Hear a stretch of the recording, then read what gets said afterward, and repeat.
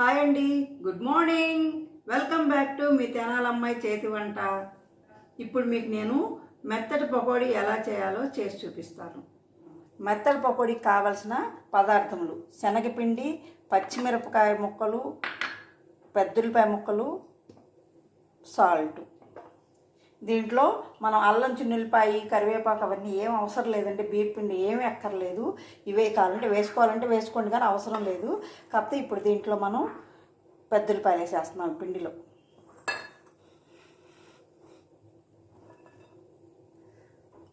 ఉల్లిపాయలు ఇలా కోసుకోవాలండి. మనం మామూలుగా క్రిస్పీ పకోడీ కోసుకున్నట్టు కోసుకోకూడదు. ఇట్లా చిన్న చిన్న పీసెస్ ఇలా కోసుకోవాలి మెత్తటి పకోడీకి. ఇప్పుడు ఇందులో సాల్ట్ కూడా వేసేస్తున్నా.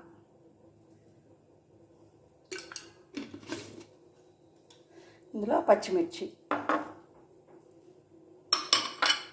ఈ మొత్తం బాగా కలిపేద్దాం ముందు.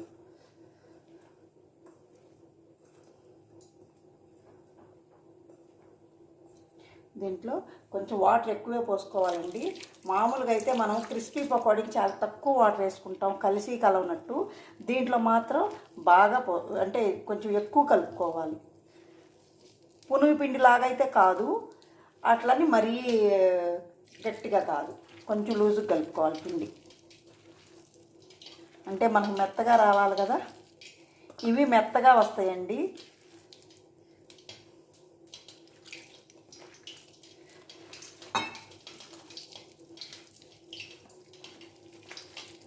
నూనె కూడా పెట్టానండి ఒకవైపు పొయ్యి మీద, ఎందుకంటే తొందరగా అయిపోయిద్దని. అదే మీకు శబ్దం చెట్పట్లాడుతుంది. ఇది చూడండి, ఇట్లా కలుపుకోవాలి. ఇంకొక చుక్క వాటర్ వేసుకున్నా పర్వాలేదు.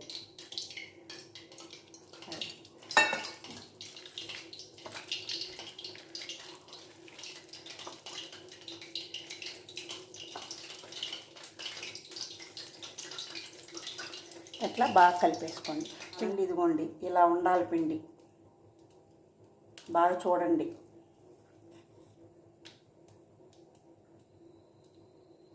ఇలాగా బాగా నూనె కాగాలండి, కాకుండా వేయొద్దు. ఇప్పుడు నూనె కాగింది. ఇదిగోండి, ఈ విధంగా కొంచెం చిన్న చిన్నవిగా వేసేయండి. అప్పుడు మీకు ఇవి ఉడికేసరికి విడివిడిగా వెళ్ళిపోతాయండి.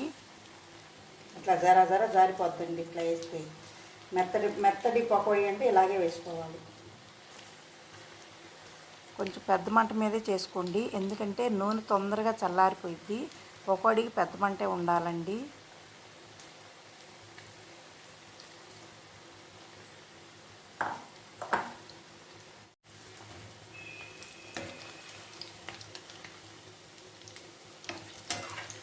చూడండి, ఇలా అప్పుడప్పుడు కలిగి తిప్పుకోండి.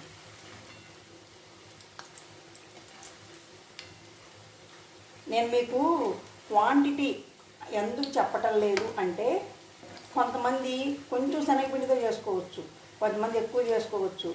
మరే ఒకసారి విన్నానండి, ఎవరో ఇట్లాగే నేర్చుకుంటూ గుత్తి వంకాయ కూర ఎంతసేపు వండాలమ్మా అంటే, 1/2 కిలో వంకాయలు ఇంతసేపు వండాలని చెప్పారు వాళ్ళమ్మ. ఆ అమ్మాయి 1/2 కిలో వంకాయలు దానికి డబుల్ టైం పెట్టింది. అది కూర మాడిపోయింది. అందుకని మీరు ఇలా క్వాంటిటీ ఎంత వేసుకోవాలో మీరు చూసుకోండి. ప్రాసెస్ మీరు ఇక్కడ చూస్తే మీకు అర్థమైపోయింది. అందుకు నేను చెప్పండి. అంటే మనకు దాంట్లో ఏమేమి వేయాలో తెలిస్తే చాలండి. వంట అంత ఈజీ ఇంకోటి లేదు.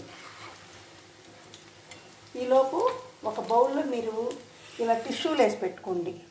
ఎందుకంటే నూనె ఏమన్నా అడిషనల్గా ఉన్నా కూడా ఇది పీల్చేస్తుంది. అట్లనే ఎక్కువసేపు ఉంచొద్దు.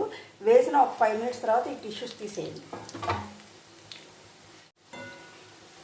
పకోడీ మాత్రం పెద్ద మంట పెట్టుకోండి. అంటే మన గ్యాస్ మీద మామూలు మంటే వచ్చుద్ది కదా, పెద్ద మంట ఏమి రాదు కాబట్టి. ఎందుకంటే చిన్న మంట పెడితే ఇవి మీకు ఇది అవ్వవు. ఇదేం బాగా నిదానంగా ఉడికే కాదు. ఈ పకోడీలు స్పీడ్గానే అయిపోతాయి.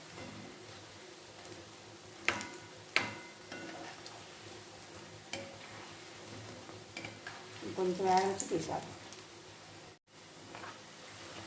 ఇదిగోండి, ఇంక తీసేస్తున్నాను. ఇదిగోండి చూడండి, ఇలా కాగితే చాలు. ఇలా కాగితే చాలు. మీకు ఎర్రగా రాలేదు అనుకోవద్దండి, ఇట్లా వస్తే చాలు. ఎందుకంటే పిండి లూజ్గా ఉంది కాబట్టి మీకు లోపల దాకా ఉడికిపోయిద్ది.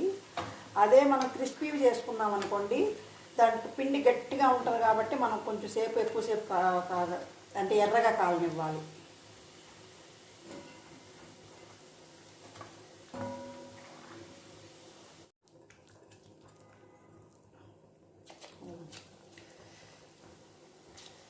ఇంతేనండి, చాలా ఈజీగా.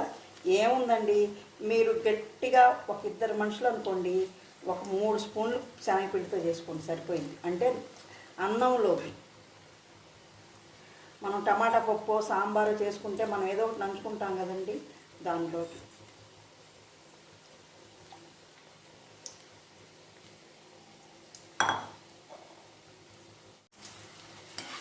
మనకి ఒకదాని పక్కన ఒక పడితే అతుక్కుంటుందేమో అనుకోవచ్చండి. ఏం లేదు, గరిటతో ఇలా అనంగానే విడిపోతాయండి.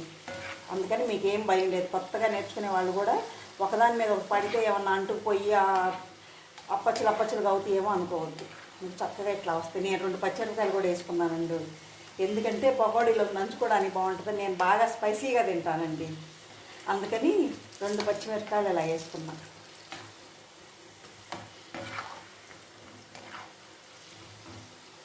ఇవి కూడా తీసేద్దాం. గ్యాస్ ఆఫ్ చేసేస్తున్నానండి. గ్యాస్ ఆఫ్ చేసినాక ఎక్కువసేపు మీరు వండిన వంట ఆ నూనెలో ఉంచొద్దు. ముఖ్యంగా నూనె వస్తువులు మామూలు అయితే బాండీలో ఉంచేస్తేనే కొంచెం వేడెక్కి బాగుంటుంది అనుకుంటాము. కానీ నూనెలో డీప్ ఫ్రై చేసినవి మాత్రం నూనె ఆఫ్ చేయకముందే తీయండి. ఒకవేళ ఆఫ్ చేసినా కూడా వెంటనే తీసేయండి. ఎందుకంటే ఆఫ్ చేసినాక మనం ఎక్కువసేపు ఉంచామనుకోండి, ఆ నూనె అంతా పీల్ చేసుద్ది, చల్లబడిపోదు. అందుకని వేడి మీద అయితే పీలవదు. అందుకని మీరు ఆ పని చేయండి.